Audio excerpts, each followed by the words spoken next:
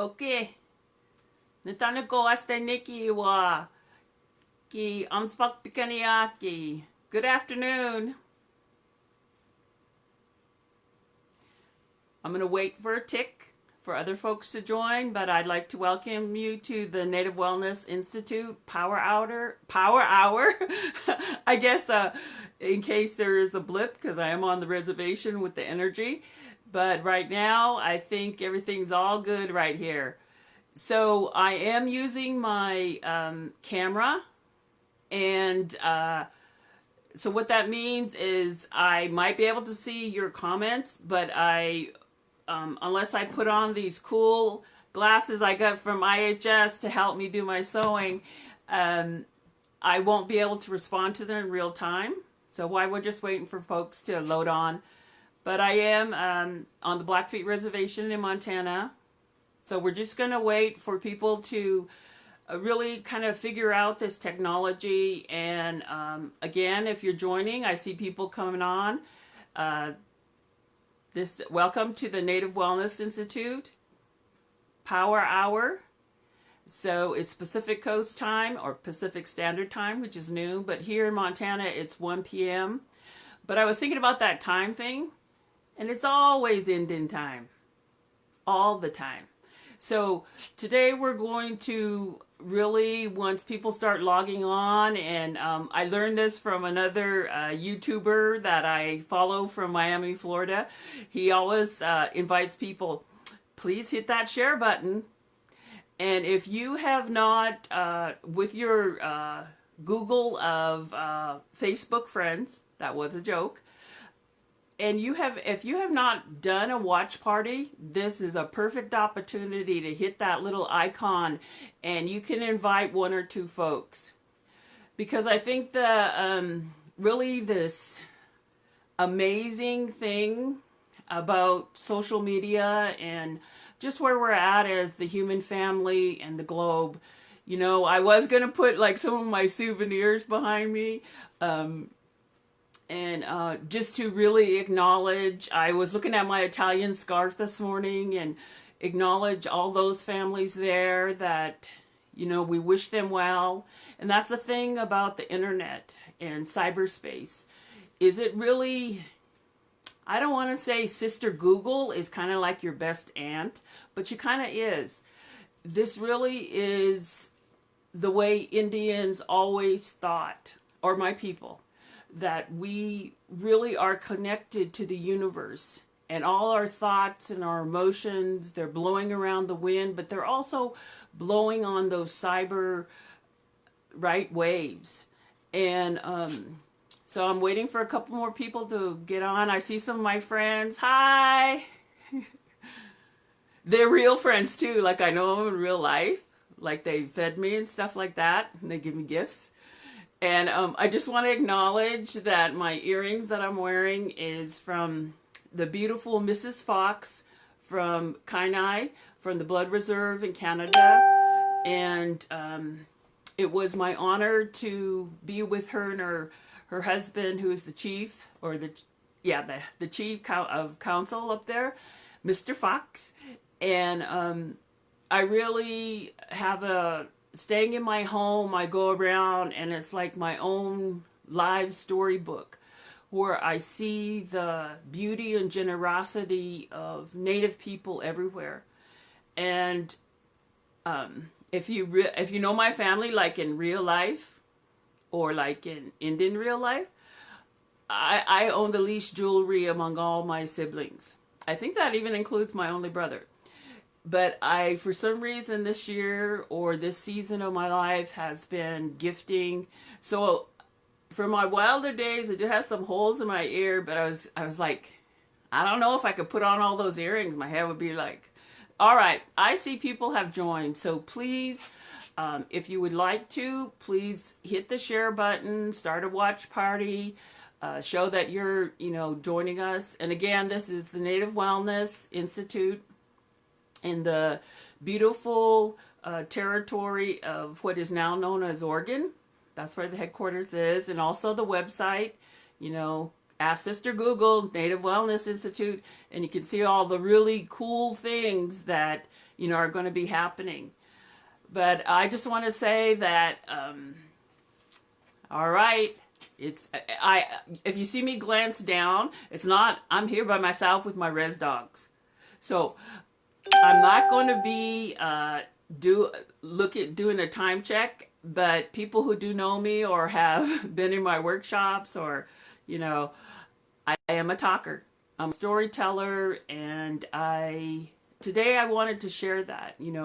I woke up early this morning before the sun came up, and I was thinking about what I would share today. But I'd like to formally start. Okay. Natanako aste niki wa ki amspak pikaniaki. I could give my pedigree, but I think those two things that aste niki wa, I carry my grandmother's Agnes Armpipe's real name, and it was given to me by my grandparents when I was born, before anything else really was done to me. And I want to say it like that.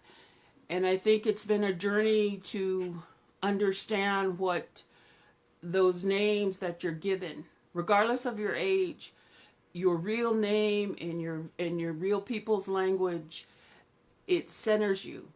So translated, people would say, Aste Niki Wa means kills close.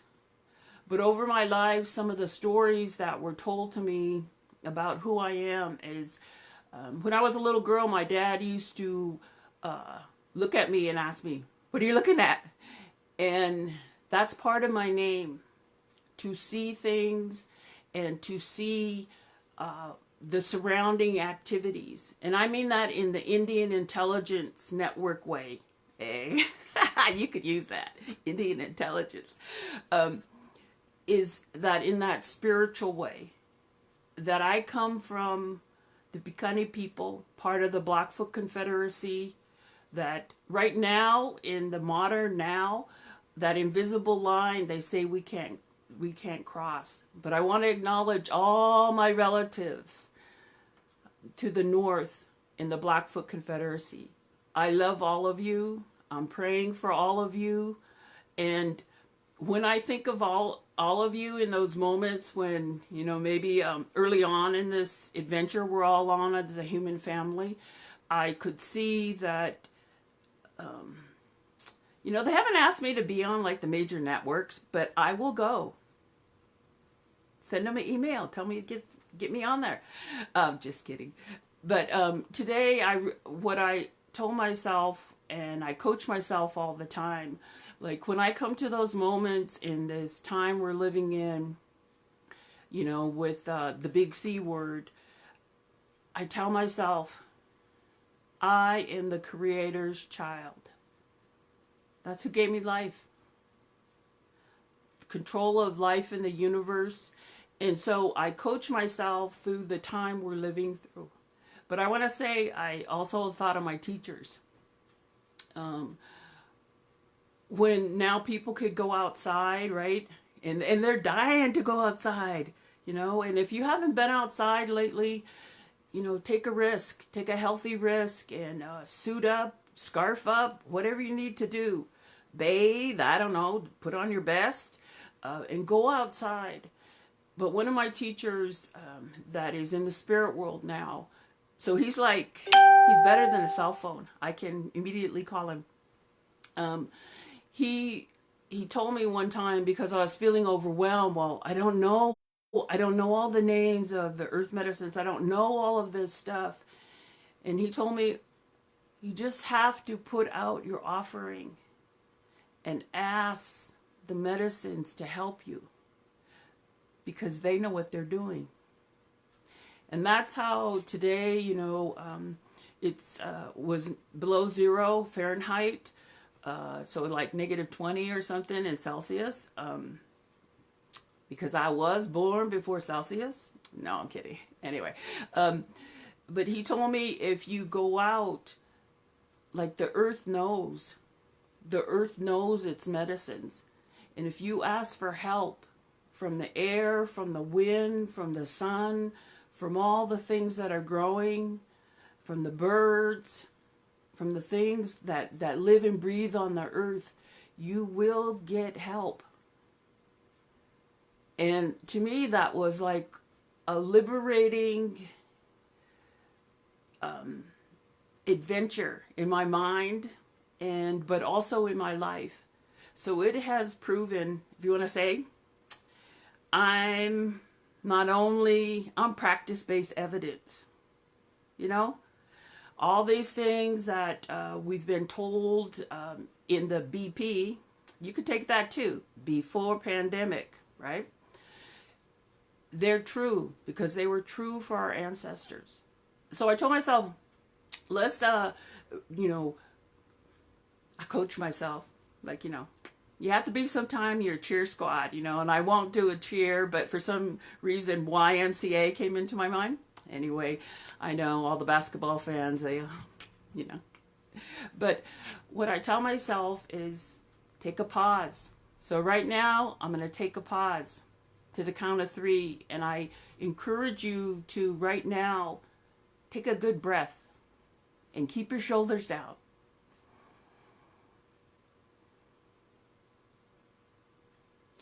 Because I think really the sacredness of breathing is what we're all experiencing now. And our best wishes to those people that, you know, are not. They need our healing prayers.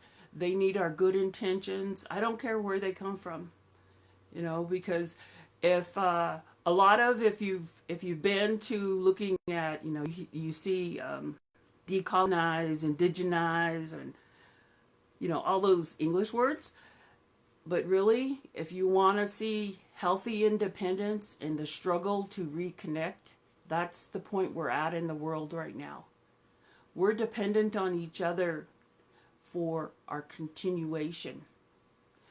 And this morning when I was, you know, getting up, I live in a place on the Blackfeet Reservation where my people, through earlier pandemics, struggled to live, and some of them didn't make it.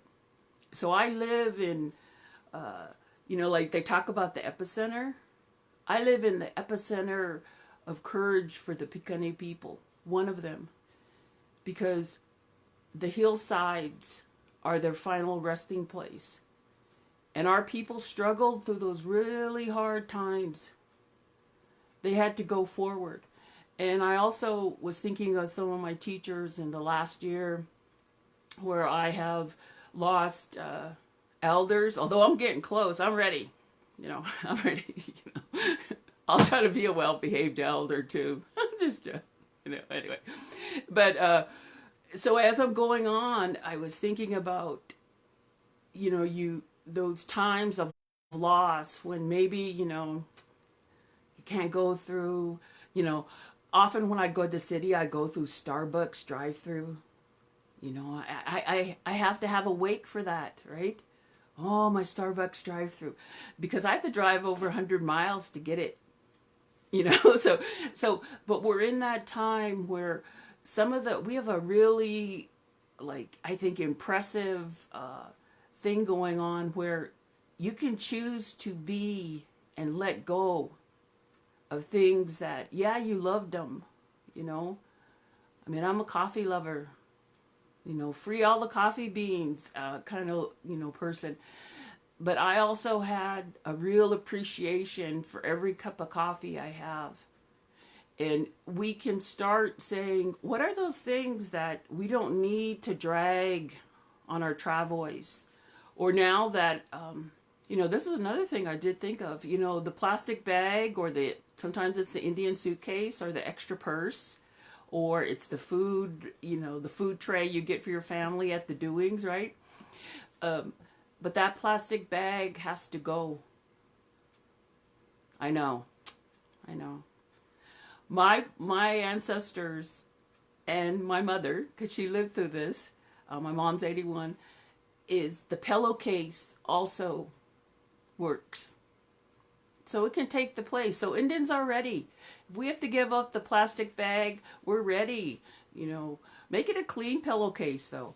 But also we reuse things at other hard times. The flour sacks became our sacks to keep our holy items, to keep our headdresses, to keep our drums in.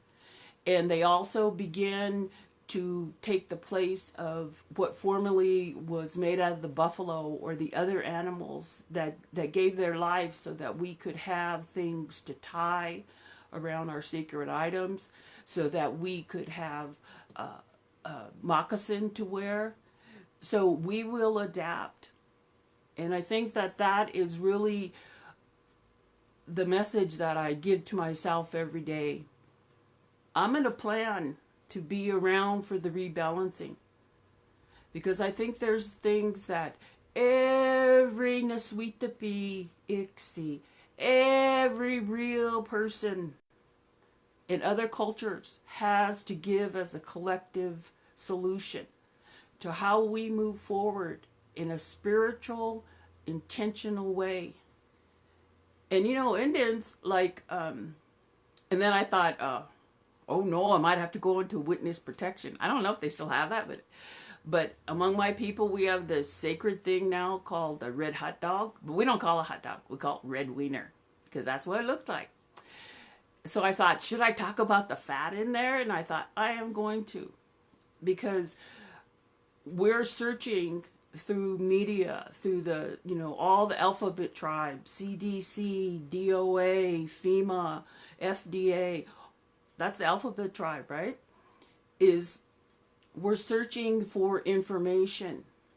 And I invite you, just like when you're on you get a healing information about how to recover from dysfunction or addiction, or how you move forward in a positive, proactive way.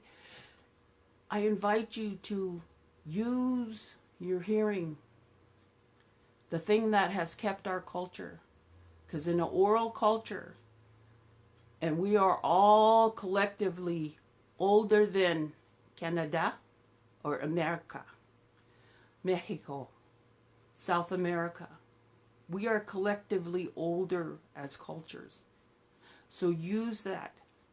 Listen to the whispers of the ancestors that are all around us all the time. But now that we've toned down. So when you hear those things, and those people are not, they're a part of the solution. But their fear, if it's given in fear, that's not our way. Not that we didn't get fearful. We had solutions. And early back, when I was finding out, how do I leave, like the trauma of my family behind, I heard this and I was like, that makes sense. That makes, I could do that. So I like little catchy phrases. I love the hashtags. I make up my own. I don't care if anybody else uses them, because I enjoy them. But I was told, let it begin with you. And so in those moments when, we're all responding, but in our communities, you can kind of see how some people, part of their human response, and everybody's response is correct. All Indians today at this time on Earth are correct. And we like to be right, some of us. So, but let it begin with me, and let it begin with you. That when we hear that F word, fear, being given, another sandwich on the media, use your intelligence to look through the eyes of the ancestors, because those are your eyes. What did they do? They figured it out, because we're all here living and breathing as a living generation. So as we go forward in the Native Wellness Institute Power Hour, I was having fun. I was making myself laugh, right? Because I'm in my house by myself. But about that power hour, and it's perfect for my people, because that's what I see, everywhere I go, in the coming together. One of our elders, Marvin Weatherwax Sr., when early on in 2000 for 9/11, he posted when he worked at the Blackfeet Community College, he had them put up on their, or he helped them put up that in this time you pull together. But you know, some people want to pull this way and some people want to pull that way. But we're shrugging off that stuff that has burdened us to not be ready to pull together. So the things, this was my wish list. It's not like my Christmas list, you know, but it is snowing outside. But this is sort of my wish list of what I was saying and some of the posts I've seen, that I want collective agreement. I want spiritually based solutions. And one of my teachers did tell me, all solutions are spiritually based. So I coach myself when I feel like, you know, yesterday I was rumbling in the grocery store. Not me. I was behaving. But there were people, you know, kind of nudging other people with their shopping carts because they were getting too close. And I thought, wow, that's rude. You know, but I was like, don't nudge me. No, I'm kidding. But in those moments when we, maybe with a family member, maybe you've watched their program on Netflix too much and you're ready for something else. You know, it's kind of like, or you want to go on Hulu and, you know, watch RuPaul drag show and they want to stay and watch, you know, Ozark. You know, in those moments, I think you search for a reality-based collective agreement how to move forward in your home. And I also want to really be mindful about the children. Our children now that have, in some ways this is how I feel. I was saying we could say all the children are out of school, you know, they're at home, you know, what are they going to do, you know. But the outside of your house, if you're permitted, is free. The outdoors is free. But also, in some strange way, it's those things we've been praying for the reunification of our families, that the actual physical part of what boarding school did to our ancestors and to my family, the separation it caused of the generations, those things, they're being mended. But we have to be mindful that also there's still work to be done. But it is different work now. This has changed all of us. Even to use, you know, social media to talk about our culture. There's always that hesitancy about, like, you know, are they going to use it against us? Are they going to, am I going to get reprimanded? And, you know, the thing I love about being part of who I am is if I need to be corrected, somebody will do it. Because there's still enough knowledge of how you behave in your real self way, in your cultural way. So we're learning rebalance right now in the nanosecond.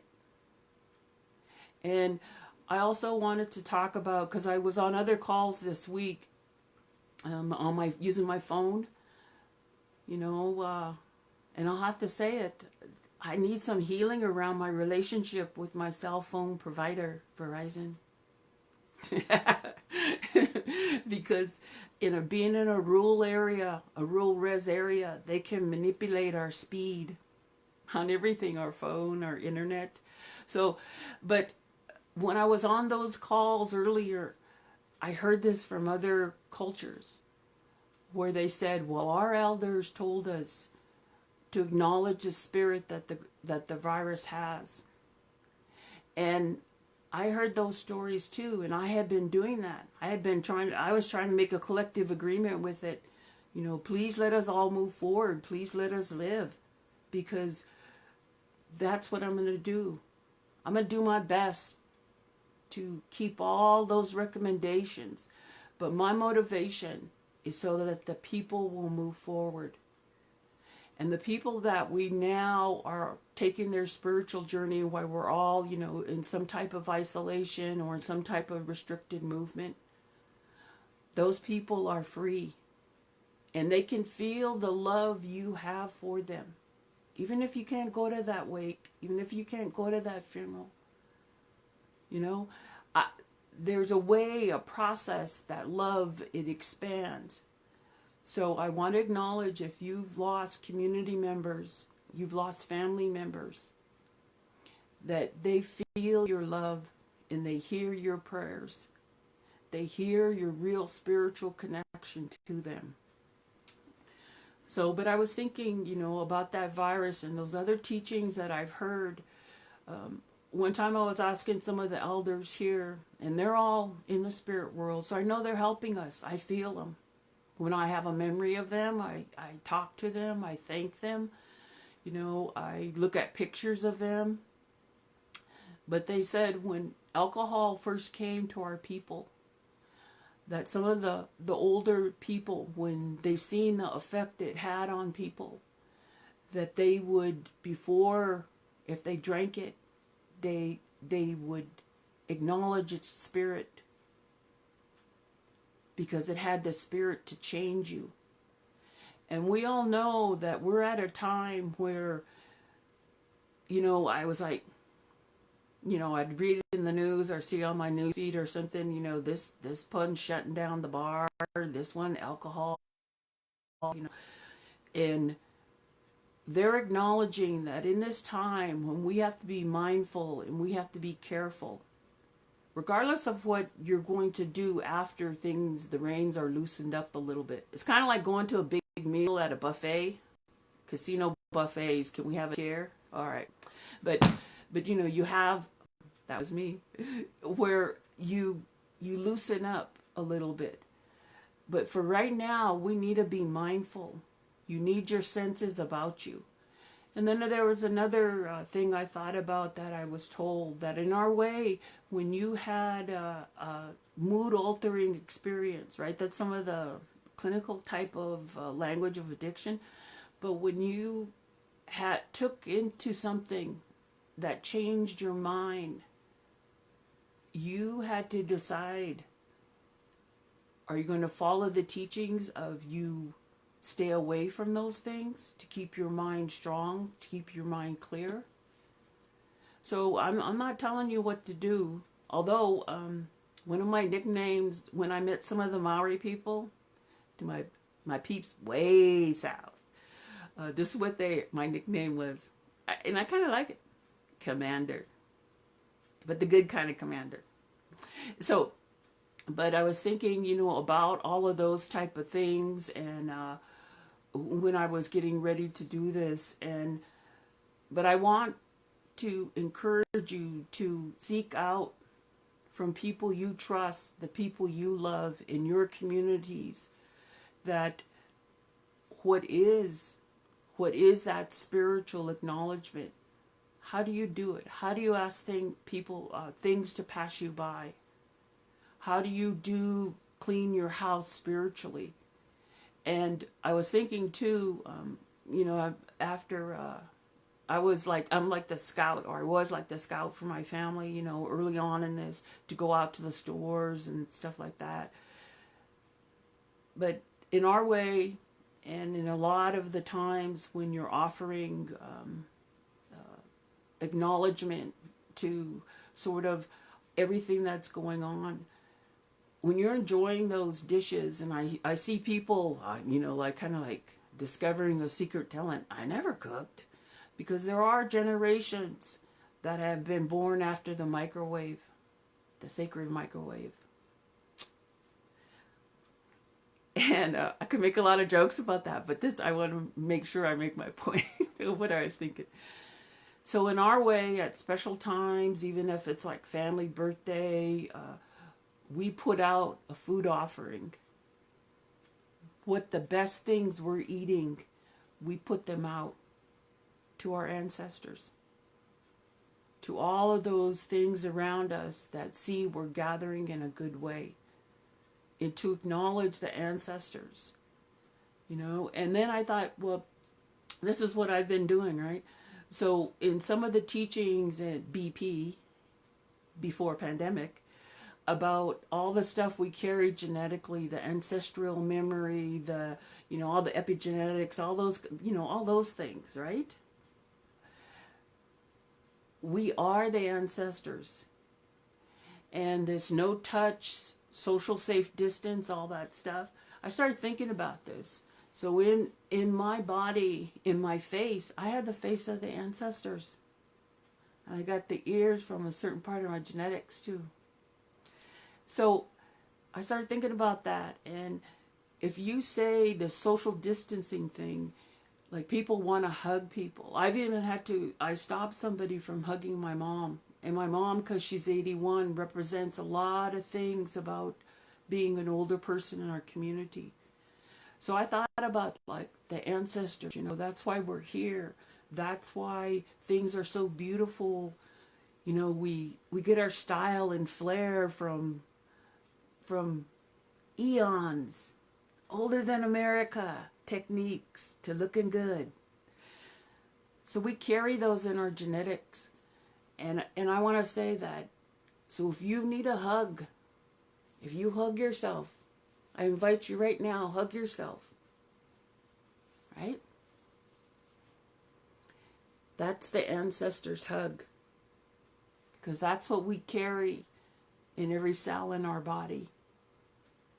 All those ancestors, farther back than you could see, they came together and your life was given to this earth. So take an ancestor's hug. Take a pause. Hug yourself. Those people, they're here with us. You can feel, there's places and times in these last couple of weeks, but even before that, when I would be someplace and I would think of my grandparents.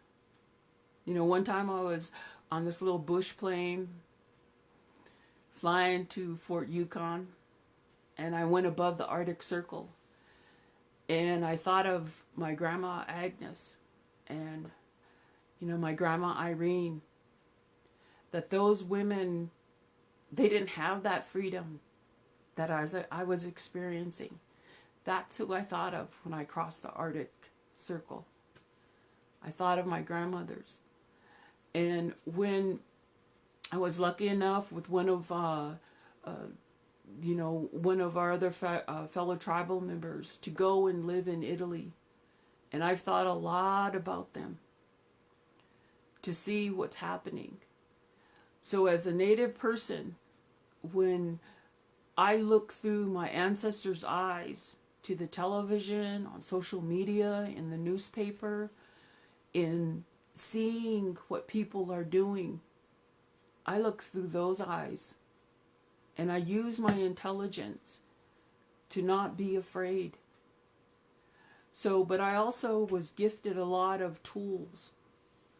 So I have, I've received knowledge from a lot of other cultures.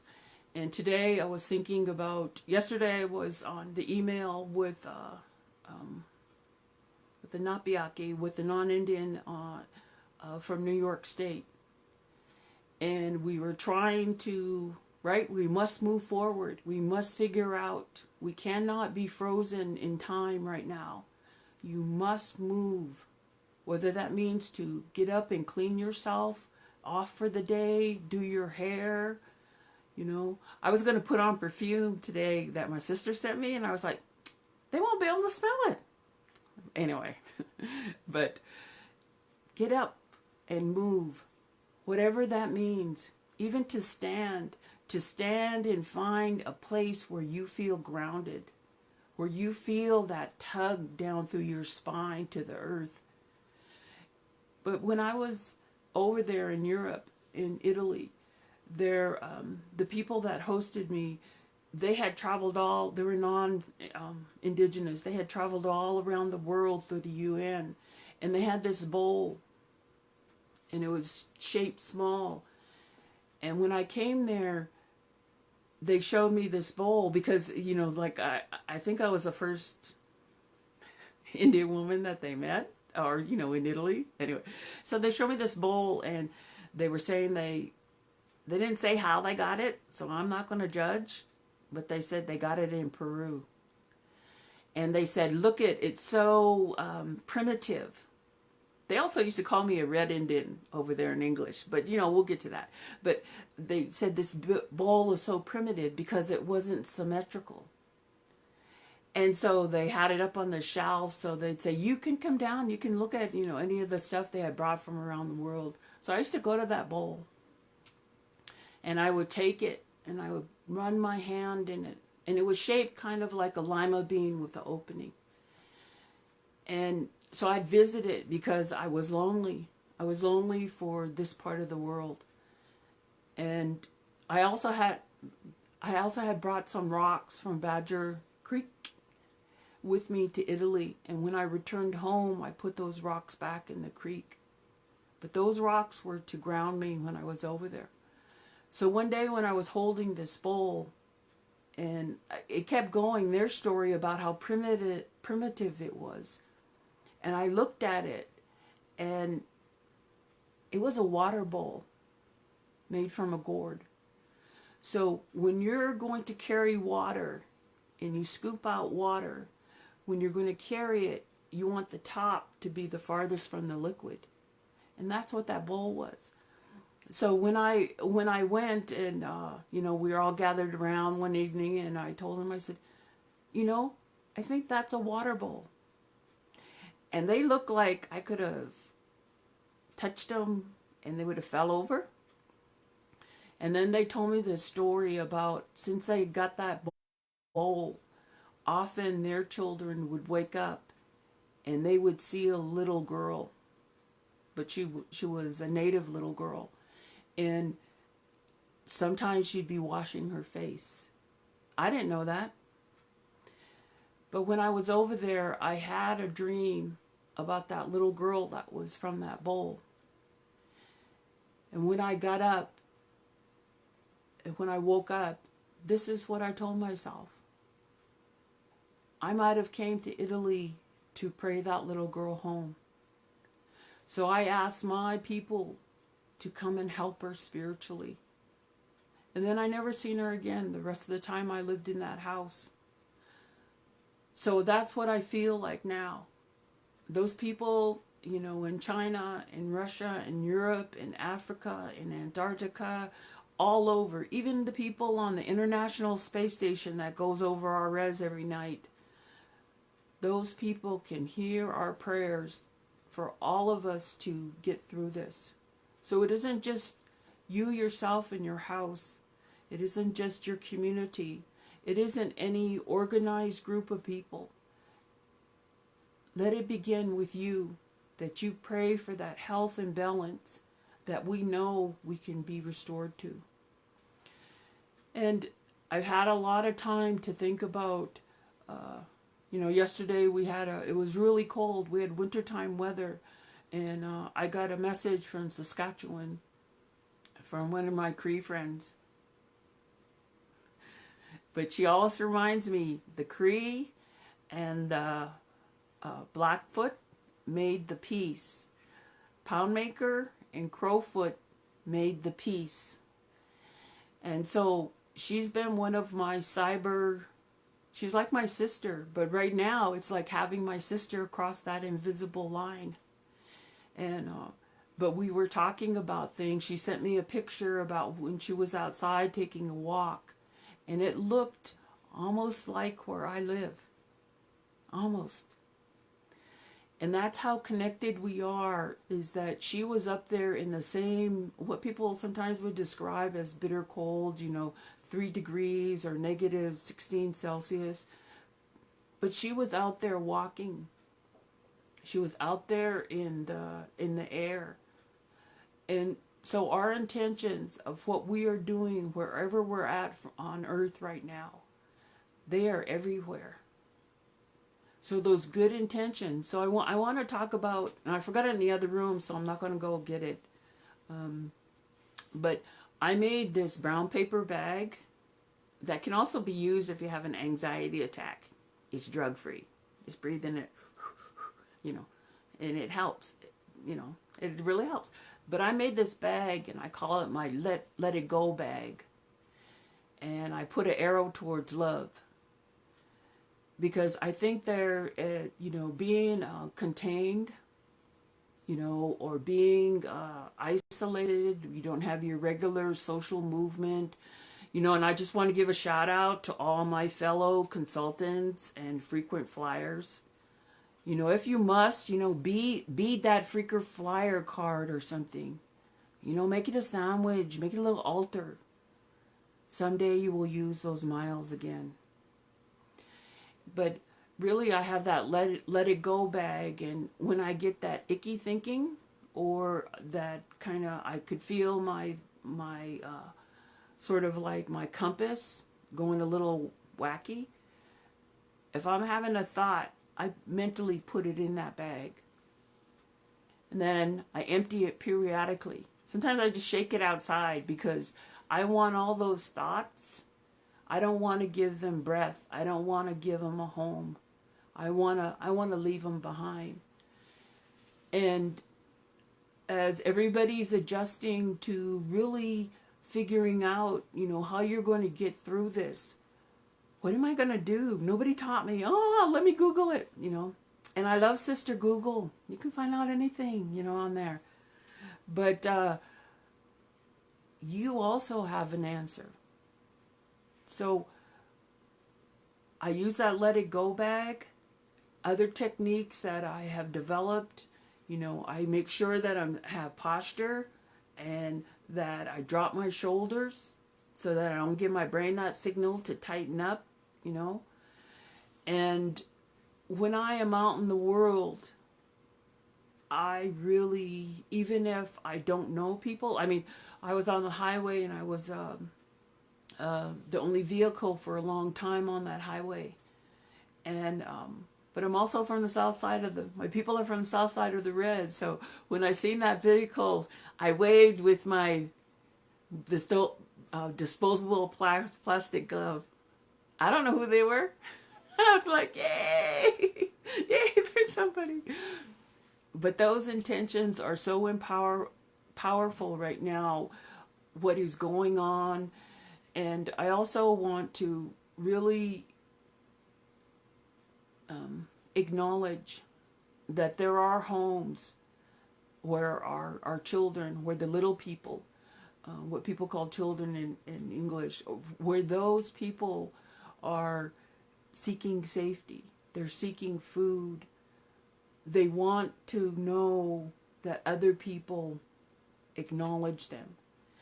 And I've seen some beautiful things, shared on social media from Dakota communities, from my own community, how people are letting those kids know that if you're struggling in your home, there are people who know you're there, and to acknowledge them, as because now this is part of their norm history. And our reactions, they see everything. Children see everything, and they feel things. They're tactical beings. And so one of the beautiful things I've seen in our community is the school bus became the food delivery. And they just honked the horn. And, I was going up to my mom's, and all the little kids would come out in various states of dress.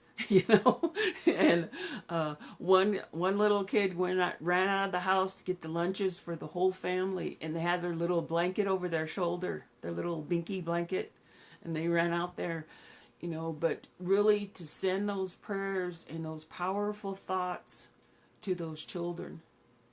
We see you, we love you, and we are going to all collectively, we're responsible for crafting, not their future, we're responsible to giving them the tools now, so that when they walk on, when we are in the spirit world, that they remember those days when, regardless of what was happening in their homes, they could feel that love. They felt those prayers.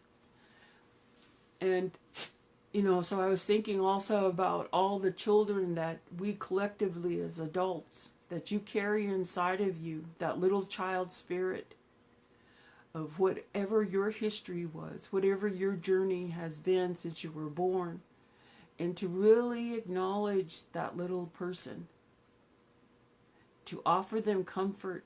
As an adult or your experience, it's not, maybe you weren't nurtured, maybe you weren't parented, or not, your parents did the best they could for you and them, but you need parenting now. Be your own parent. Be your own self-nurturer through those kind words when you think about yourself. And if you start having those other static words, then use that let it go bag. Let it go somehow. I have a lot of techniques that I learned to use so that I didn't carry anger forward. And I knew I had entered another hoop in my life when, after my father died, and I went up to Niganit Reserve in Canada, and they had convened 28 healers from around Indigenous communities. And a man there helped me because I was in such grief. I was like some days I couldn't feel my feet on the earth. And so he helped me. And I had to deal a lot with family dynamics and a lot of other people's isms, whatever it is. It's not my stuff. But I had to deal with it, and it took a toll on me physically. And so he told me, it's easy to get angry.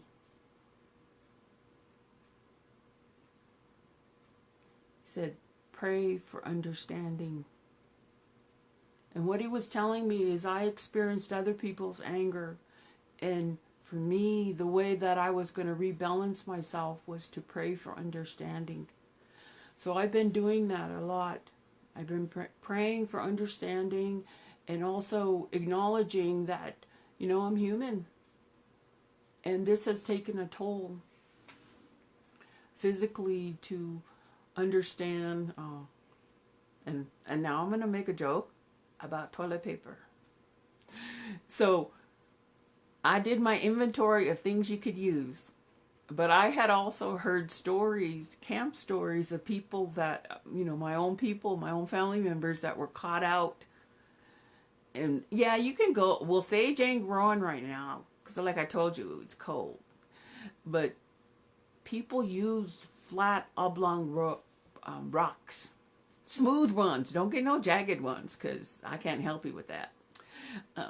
But there are all types of ways. And I had heard teaching about how we in the teepee days, in the lodge days, or when you go out special circumstances into the natural world, where you make your toilet, and that it had to be a distance away. And I can also remember for my own grandparents, when my grandma lived in town, when they got an inside toilet, that was a huge change, because it was also a change of a cultural norm about how you...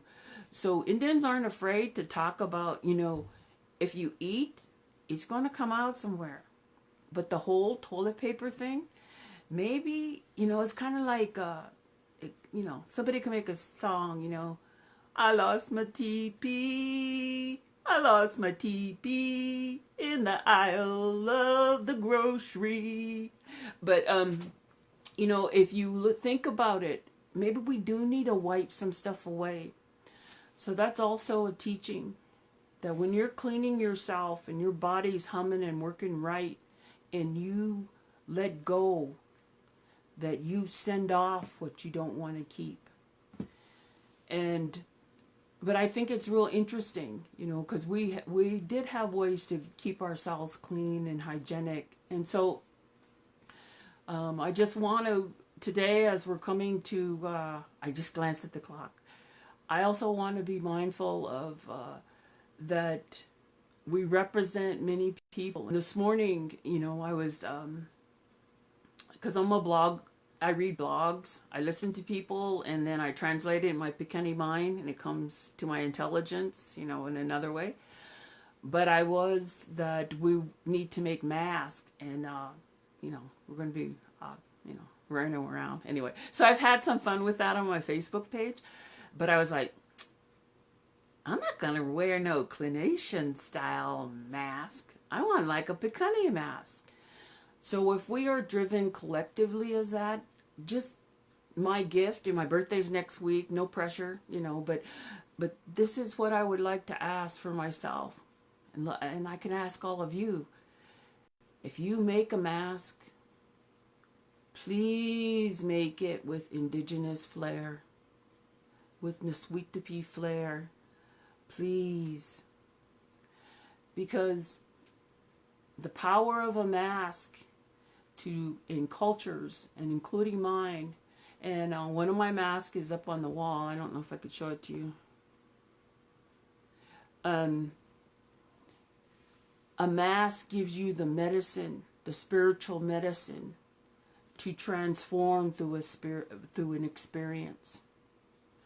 So I say, there's going to be a lot of recommendations, and just a shout out to Mimi G Mask on YouTube, but I'm not endorsing her, but she was kind enough to get her people to show you how to make one.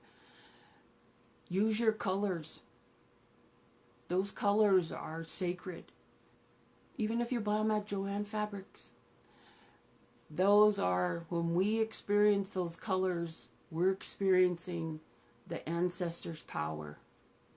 So use your colors. Make those offerings. I carry little pieces of sometimes clothing in my pockets when I go places. Little colors.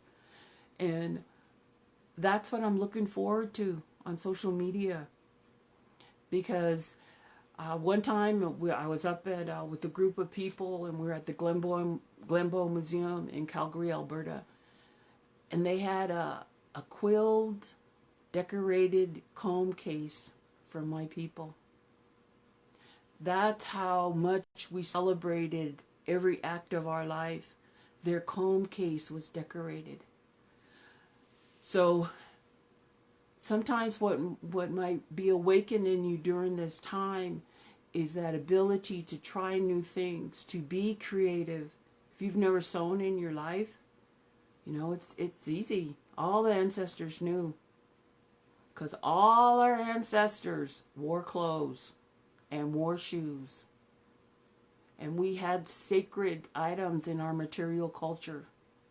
So those skills are part of this experience, to reach out to people, to get those skills going, to breathe life into them. So really, this has been, you could see I'm a talker. I had my water here. Wait, I got to show my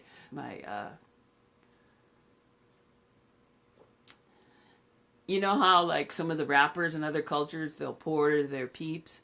Well, this is a shout out to being part of the Blackfoot Confederacy. It's kind of like my coup back from Hudson Bay. You don't own it. Because those colors are our colors. This is our home. This is where Creator put us on this land base. And they've given us our ancestors, but the earth, the power of the earth has kept us safe, has fed us, has given us our sacred items to guide us in this time, those teachings. And I trust the earth. The earth knows what it's doing. And we must reaffirm, re-embrace that relationship that our ancestors, prior to the establishment of the U.S., of Canada, of any geopolitical designation, our ancestors had a collective agreement to have a spiritual relationship with the land. And that's why if you go outside today and wherever you're at, if there's a breeze, if you have to make your own breeze with your fan, that's what will blow those things we don't need to carry forward. Let the wind take those bad feelings. Let those wind take those challenges.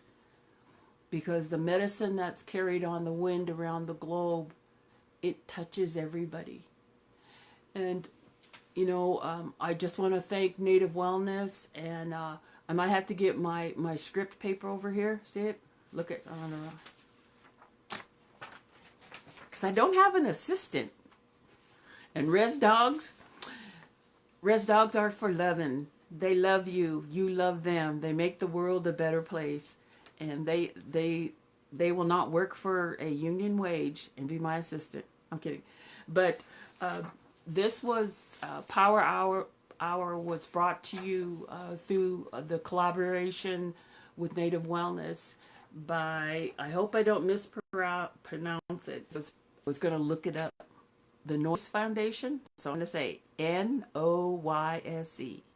So it's kind of like Noyce, brought to you today, the Power Hour. But I also want to prep you tomorrow, Pacific time noon, straight out of southern Montana, and shoot 5 is going to be Marcus Red Thunder. And you know what he's going to be talking about? So this is open to ladies too, and to people that are non-binary. I'm not going to tell you your preferred pronoun. I ain't that Indian. It's open, but it is titled Men's Wellness and Healing, I believe. Look, I put it on there. Let me just read it. Men's Wellness and Healthy Relationships. And I guess I just want to acknowledge again the Native Wellness Institute. If you go on their website, when we can all gather again in real person, in the flesh, Indian flesh, they will continue to follow their mission of healing from not only the things we experience, but from the now moment, how we're going to move forward. Because anytime Indians gather, whether it's in person, in ceremony, at the tribal council meeting that's going on right now for my people, at Walmart, Costco, I don't care, or Target, that's a shout out to my Minnesota people, to the Anishinaabe and Dakota people, to Target, if you're hanging out in there, wherever Indians gather, if it's in cyberspace, on the internet, that's how we're going to move forward, because we bring our genius together, our intellectual capacity, our spiritual muscle, and that's the best kind of muscle. So I just want to say this has been an absolute privilege, and that I love each and every one of you. And I hope the dream time that those songs, those people that love you, those traditions, those beautiful things that make up the galaxy, that they come to you in those dream times. I look forward to the day that I could see you again.